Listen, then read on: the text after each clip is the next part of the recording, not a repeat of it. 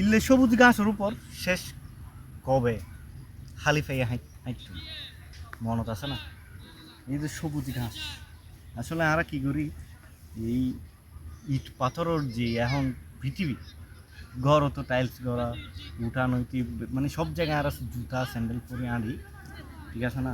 তো আমরা প্রকৃতির সংস্পর্শে খুব কম সময়ের লাই আয়, বা এন দিন দেখি যে আমরা প্রকৃতির সংস্পর্শে নোয়াইও, ঠিক আছে না? এই ক্ষেত্রে যাইরা আরও শরীর রোগ ব্যাধি বেশি হয়। গবেষণা হচ্ছে কি, প্রতিদিন অন্তত এই 30 হইতে 40 মিনিট এরকম সবুজ ঘাসত খালি পায়ে অন্তত প্রকৃতির লগে সংস্পর্শ তাই বললে, মাটিত কিংবা মানে খালি পায়ে মাটিত আড়ি বেললে হর, যাতে কি শরীর ভালো থাকে।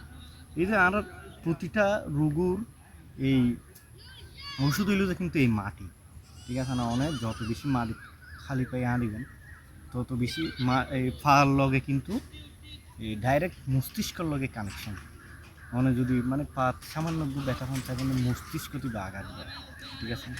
তো এই যে পা মাটির সংস্পর্শে আই যে মস্তিষ্ক ডাইরেক্ট দ্রুত মানে মানে ইয়ার সৃষ্টি করে, মানে খুব ভালো শরীর।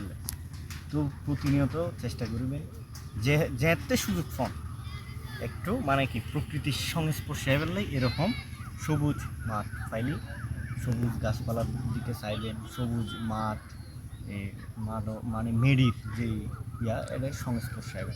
তো বেকুনের ধন্যবাদ। আসসালামু আলাইকুম।